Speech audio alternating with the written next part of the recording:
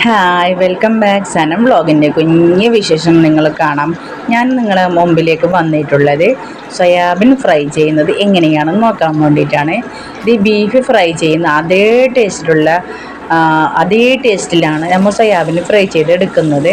അപ്പോൾ soybean fry ചെയ്യാൻ വേണ്ടിയിട്ട് ഞാൻ സോയാബീൻ ഒരു ഉച്ചയ്ക്കാണ്, ഇത് രാത്രിയാണ് ഞാൻ സോയാബീൻ ഫ്രൈ ചെയ്തത്. ഞാൻ ഉച്ചയ്ക്ക് തന്നെ വെള്ളത്തിലിട്ട് വെച്ചാൽ നമുക്ക് വലുതായി കിട്ടും. അപ്പോൾ വെള്ളത്തിലിട്ടതിന് ശേഷം വെള്ളത്തിനെല്ലാം നല്ലോണം പിഴിഞ്ഞെടുത്ത് കളയണം കേട്ടോ. അപ്പോൾ ഈ സോയാബീൻ എല്ലാവരും കറി ഉണ്ടാക്കുന്നുണ്ട്, മസാല ഉണ്ടാക്കുന്നുണ്ട്. മസാല ഉണ്ടാക്കുന്ന സമയത്ത് മീൻ ശ്രദ്ധിക്കണം, ഞാൻ ഫ്രൈ ചെയ്തിട്ടേ നമ്മൾ ഇതിന് മസാല ഉണ്ടാക്കാൻ പറ്റും കേട്ടോ, എന്നാലേ നമുക്ക് ടേസ്റ്റായിട്ട് കിട്ടും.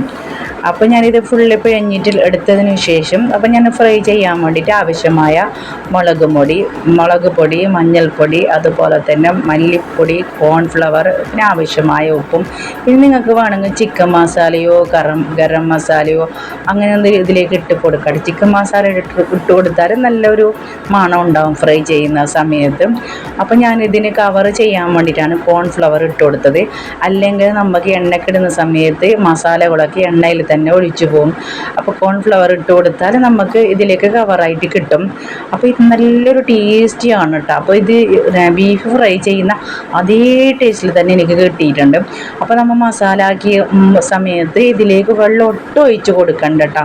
വെള്ളം നമ്മൾ ഇതിൽ തന്നെ ഈ സോയാബീനിൽ തന്നെ കുറച്ച് വെള്ളം ഉണ്ടാവുമല്ലോ, അപ്പോൾ മിക്സ് ചെയ്യുന്ന സമയത്ത് അതിലേക്ക് ആ വെള്ളത്തോട് തന്നെ അത് മിക്സ് ആയിട്ട് കിട്ടും.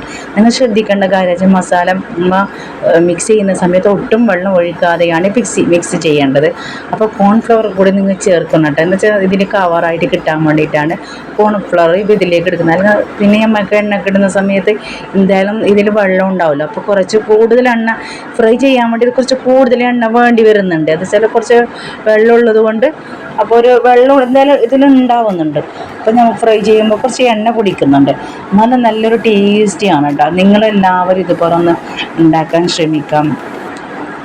അപ്പോൾ എൻ്റെ വീഡിയോ നിങ്ങളെല്ലാവരും ഇഷ്ടമായി കാണുമെന്ന് കരുതുന്നു. അപ്പോൾ ഇത് എൻ്റെ ഇപ്പോൾ മസാലയായി കിട്ടിയിട്ടുണ്ട്. മസാലയായി കിട്ടിയ ശേഷം ഞാൻ എന്താ വെച്ചാൽ ഇത് മൂടി വെച്ചു. ഒരു അരമണിക്കൂർ സമയമാണ് ഞാൻ ഇതിന് മൂടി വെച്ചത്.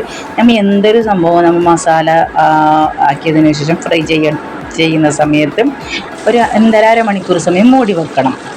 അതിനുശേഷം ഞാനിപ്പോൾ എണ്ണ ചൂടായതിന് ശേഷം ഇതിലേക്ക് ഇട്ട് കൊടുത്തു. അപ്പോൾ ഇതിനെ ഞാൻ നല്ലോണം കൂട്ടിയിട്ട് സിമ്മിൽ വെച്ചിട്ടില്ല, അത് പെട്ടെന്ന് പിന്നെ കരിഞ്ഞു പോകും. കുറച്ച് സിമ്മ് കുറച്ച് കൊടുത്ത് ഇതിലേക്ക് രണ്ട് സൈഡും ഇങ്ങനെ ഇളക്കിയിട്ടാണ് ഞാനിതിനെ അപ്പുറത്ത് ഇതിനെ കാഞ്ഞിട്ട് ഇങ്ങനെ വറുത്ത് എടുത്തത്. നല്ലൊരു ടേസ്റ്റിയാട്ടോ. അപ്പോൾ ഈ സോയാബീൻ ഫ്രൈ ചെയ്ത് ഉണ്ടായിക്കഴിഞ്ഞാൽ നമുക്ക് ചോറിനോടോ കറിയോ അച്ചാറോ അങ്ങനെ ഒന്നും വേണ്ടട്ടോ. വെറും സോയാബീൻ ഫ്രൈ മാത്രമേ ഉണ്ടെങ്കിൽ നമ്മൾ നല്ലോണം ചോറ് കഴിക്കാൻ പറ്റുന്നുണ്ട്. അപ്പോൾ നിങ്ങളും ഇതുപോലെ ഉണ്ടാക്കാൻ ശ്രമിക്കുക.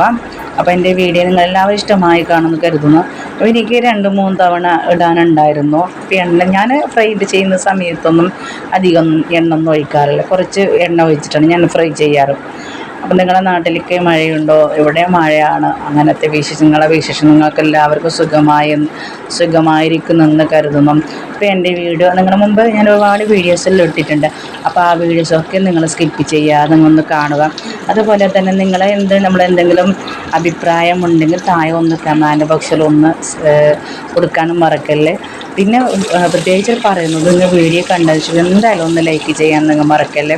പിന്നെ പുതിയതായിട്ട് കാണുന്നവർ ആരെങ്കിലും ഉണ്ടെങ്കിൽ ഒന്ന് നോട്ടിഫിക്കേഷൻ വരാൻ വേണ്ടി ബെല്ലൈക്കൺ അമർത്താനും നിങ്ങൾ മറക്കല്ലേ. അപ്പോൾ എൻ്റെ സോയാബീൻ ഫ്രൈ റെഡി ആയിട്ട് കിട്ടിയിട്ടുണ്ട്. അപ്പോൾ ഞങ്ങളിത് ഒന്ന് നോക്കിയതാണ്. അപ്പോൾ ഇത് സിമ്മാക്കിയിട്ട് ഫ്രൈ ചെയ്തുകൊണ്ട് നല്ല ഉള്ളിൽ നല്ല വെന്ത് കിട്ടിയിട്ടുണ്ട്. അപ്പോൾ എൻ്റെ വീഡിയോ നിങ്ങൾ ഇഷ്ടമായി കാണുമെന്ന് കരുതുന്നു. ഇൻഷാ അല്ലാ നല്ലൊരു വീഡിയോ ആയിട്ട് നിങ്ങളുടെ മുമ്പിലേക്ക് ഞാൻ വരും. ഇൻഷാ അല്ലാ നെക്സ്റ്റ് വീഡിയോ കാണാം. Okay bye, thank you.